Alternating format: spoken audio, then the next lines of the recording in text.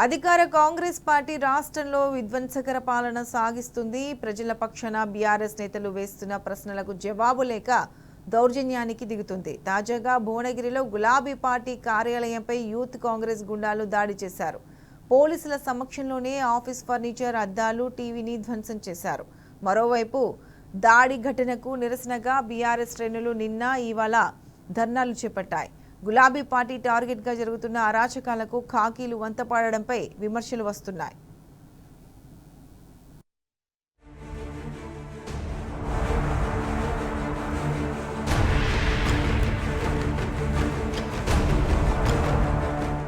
అధికార కాంగ్రెస్ పార్టీకి ప్రజారంజక పాలన చేత కాదు. కానీ విమర్శించిన వారిపై అయితే కేసులు పెట్టడం, లేదంటే దాడులు చేయడం మాత్రం బాగా తెలుసు. ఇలా అధికారంలోకి వచ్చిన నాటి నుంచి ఏడాదిగా రేవంత్ సర్కార్ రాష్ట్రంలో విధ్వంసకర పాలన సాగిస్తోంది. భువనగిరిలో అధికార పార్టీ అనుబంధ సంస్థ అయిన యూత్ కాంగ్రెస్ గుండాలు మరోసారి రెచ్చిపోయారు. అధికారం చేతిలో ఉందని గుండాగిరి ప్రదర్శించారు. బీఆర్ఎస్ పార్టీ జిల్లా కార్యాలయంపై శనివారం దాడికి తెగబడ్డారు. పోలీసుల ముందే అరాచకానికి దిగి విధ్వంసం సృష్టించారు. ఆఫీసులోని కుర్చీలు, అద్దాలు, టీవీలు పగలగొట్టారు.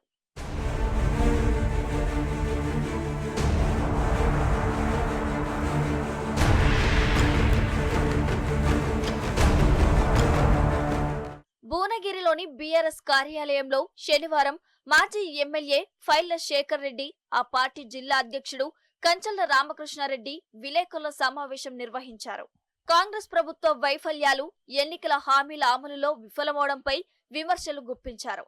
కాంగ్రెస్ సర్కార్పై బీఆర్ఎస్ నేతల విమర్శల నేపథ్యంలో దాడి చేయాలని ప్రణాళిక వేసుకున్న యూత్ కాంగ్రెస్ నేతలు పక్కనే ఉన్న ఐటీఐ కాలేజ్ వద్ద కాపు కాశారు. ప్రెస్ మీట్ పూర్తయ్యాక బీఆర్ఎస్ నేతలందరూ వెళ్లిపోయాక దాడికి తెగబడ్డారు. మాజీ మంత్రి కేటీఆర్ పై అనుచిత వ్యాఖ్యలు చేస్తూ కార్యాలయంలోకి దూసుకెళ్లారు. ప్రణాళిక ప్రకారం లోపలికి ప్రవేశిస్తూనే కార్యాలయంలో విధ్వంసం సృష్టించారు. కుర్చీలను విరగొట్టారు, అద్దాలను పగలగొట్టారు. అంతటితో ఆగకుండా కేసీఆర్, కేటీఆర్ చిత్రపటాలను విరగొట్టారు, ఫ్లెక్సీలను చింపేశారు. లోపలి రూంలోకి వెళ్లి టీవీని పగలగొట్టారు.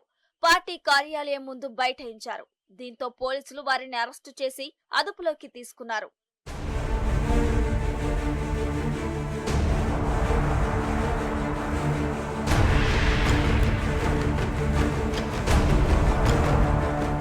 కాంగ్రెస్ గుండాల దాడి సమాచారం అందుకున్న బీఆర్ఎస్ నేతలు ఫైళ్ల శేఖర్ రెడ్డి, క్యామ మల్లేష్, చిరుమర్తి లింగయ్య పార్టీ కార్యాలయాన్ని సందర్శించారు.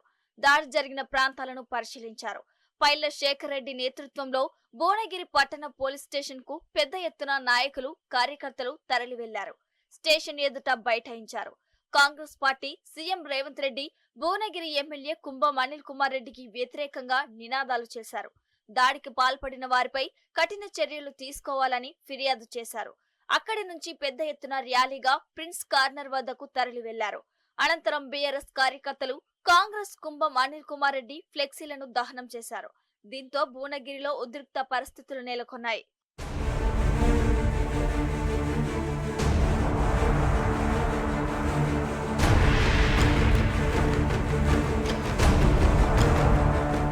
బీఆర్ఎస్ జిల్లా కార్యాలయంపై యూత్ కాంగ్రెస్ నేతల దాడిపై పోలీసులకు ముందే తెలిసినట్టు సమాచారం.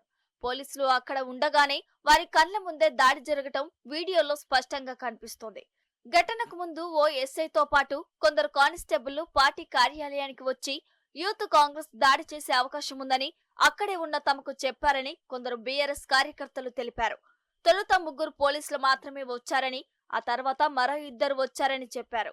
ఈ నేపథ్యంలో ముందే సమాచారం ఉన్నప్పుడు కాంగ్రెస్ గుండాలను పార్టీ కార్యాలయం వరకు పోలీసులు ఎందుకు అనుమతించారనే ప్రశ్నలు వెల్లువెత్తుతున్నాయి.